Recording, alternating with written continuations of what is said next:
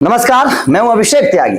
IPL 2025 के बाद अब 2026 के मिनी ऑक्शन की बारी है और 2026 के मिनी ऑक्शन से पहले ट्रेड खिलाड़ियों को लेकर चर्चाएं शुरू हो गई हैं कि भाई साहब किन खिलाड़ियों को ट्रेड किया जाएगा, किन खिलाड़ियों को लेकर क्या प्लान बनाया जाएगा। आईपीएल 2026 से पहले क्योंकि अंदर खाने चर्चाएं कुछ खिलाड़ियों को लेकर चलने लगी हैं, कई सारी टीमों के अंदर खलबली हो गई है कि भाई साहब इस खिलाड़ी को हम ले लें तो बहुत अच्छा रहेगा। अपनी अपनी प्लानिंग के तहत टीमें जो है वो खिलाड़ियों को लेने की तैयारी कर रही है, एक दूसरे की टीम से बातचीत की जा रही है। ट्रेड विंडो में ये होता है कि एक टीम दूसरी टीम से बात करती है, दोनों की रजामंदी होती है, खिलाड़ी की रजामंदी होती है तो सेम प्राइस पर उस खिलाड़ी को दूसरी टीम में शिफ्ट कर दिया जाता है। ये होता है ट्रेड का नियम, ठीक है। तो इस तरीके से कई सारे खिलाड़ी जो है वो आईपीएल 2026 के मिनी ऑक्शन से पहले ट्रेड हो सकते हैं। हार्दिक पांड्या ट्रेड हुए थे, आपको याद हो, कैमरून ग्रीन ट्रेड हुए थे, कई सारे खिलाड़ी कैमरून ग्रीन मुंबई से चले गए थे आरसीबी में। इस तरीके के कई सारे खिलाड़ी ट्रेड हुए हैं।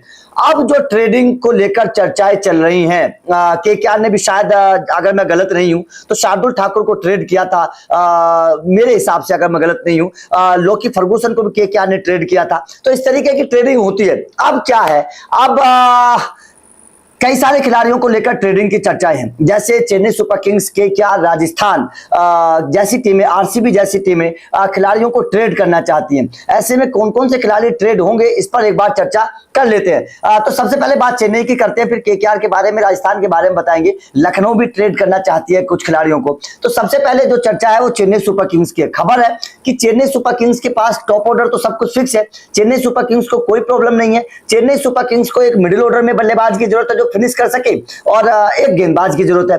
तो खबर यह आ रही है कि चेन्नई सुपर किंग्स 2-3 खिलाड़ियों के बारे में सोच रही है जिन्हें ट्रेड करना चाहती है चेन्नई सुपर किंग्स। उनमें फिनिशर के तौर पर डेविड मिलर हो गए, शिमरॉन हेटमायर हो गए।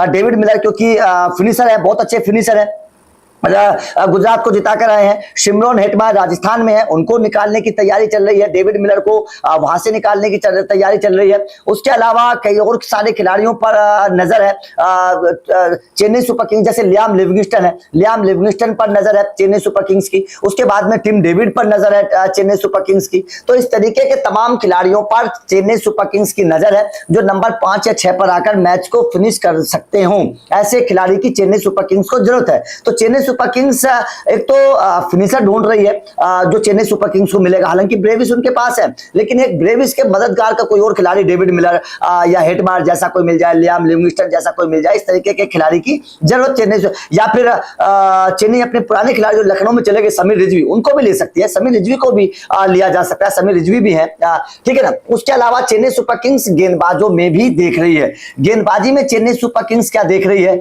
मोहम्मद शमी को ट्रेड कर सकती है चेन्नई सुपर किंग्स। मोहम्मद शमी के बारे में मैं आप लोगों को बताता हूं। मोहम्मद शमी को चेन्नई सुपर किंग्स जो है वो ट्रेड कर सकते हैं। मोहम्मद शमी के बारे में चेन्नई सुपर किंग्स सोच रही है उन्हें ट्रेड करने के बारे में। मोहम्मद शमी के अलावा चेन्नई सुपर किंग्स सोच रही है टी नटराजन के बारे में। टी नटराजन भी बहुत अच्छे गेंदबाज हैं, टी नटराजन को लेकर भी चर्चाएं लगातार चल रही हैं। तो Chennai super Kings T Natarajan के बारे में भी सोच रही है, उनको भी ट्रेड किया जा सकता है, ठीक है, गेंदबाजी के तौर पर। उसके अलावा ट्रेंट बोल्ट को भी चेन्नई सुपर किंग्स जो है वो ट्रेड कर सकती है। शानदार परफॉर्मेंस जो है वो ट्रेंट बोल्ट का भी रहा है। मुंबई से बातचीत चल रही है तो ट्रेंट बोल्ट को भी ट्रेड कर सकती है। उसके अलावा गेंदबाजी में रबाड़ा से बातचीत चल रही है चेन्नई सुपर, क्योंकि रबाड़ा को गुजरात छोड़ने की तैयारी कर रही है। अगर रबाड़ा को और छोड़ती है गुजरात तो भाई साहब चेन्नई सुपर किंग्स रबाड़ा जैसे गेंदबाज को भी अपने खेमे में शामिल करने के बारे में सोच रही है। उसके बारे में हर्षल पटेल, चेन्नई हर्षल पटेल के बारे में भी सोच रही है। हर्षल पटेल ने परफॉर्मेंस अच्छा किया, शानदार परफॉर्मेंस किया, लेकिन अगर सनराइजर्स हैदराबाद हर्षल पटेल को छोड़ती है तो चेन्नई सुपर किंग्स हर्षल पटेल जैसे गेंदबाज के पीछे भी जा सकती है। उसके अलावा चेन्नई सुपर किंग्स अपने तुषार देशपांडे और दीपक चहार जैसे गेंदबाजों को भी ट्रेड करना चाहती है। तो जाहिर तौर पर चेन्नई सुपर किंग्स को एक तो फिनिशर की जरूरत है, तेज गेंदबाजी की जरूरत है। स्पिनर उन पर जडेजा और आपके हैं अफगानिस्तान के नूर, तो स्पिनर की जरूरत उनको नहीं है। तो ऐसे में चेन्नई सुपर किंग्स की जो नजर है वो तेज गेंदबाजी पर है और अपने फिनिशर पर है। और तेज गेंदबाजी के तौर पर उनके पास कई सारे ऑप्शन है। आप मोहम्मद शमी की बात कर लीजिए, आप रबाड़ा की बात कर लीजिए, आप टी नटराजन की बात कर लीजिए, दीपक चहर की बात कर लीजिए, ट्रेंट बोल्ट की बात कर लीजिए। इस तरीके के खिलाड़ियों से बातचीत चल रही है। आरसीबी से भी बात चल रही है यश दयाल को लेकर। ये सूत्रों के हवाले से खबर है कि आरसीबी यश दयाल को शायद छोड़ना चाहती है। ऐसे में यश दयाल को भी चेन्नई सुपर किंग्स से ट्रेड कर लेगी, तो क्योंकि अच्छा परफॉर्मेंस यश दयाल का रहा है। तो ये चेन्नई सुपर किंग्स के ट्रेडिंग खिलाड़ी थे।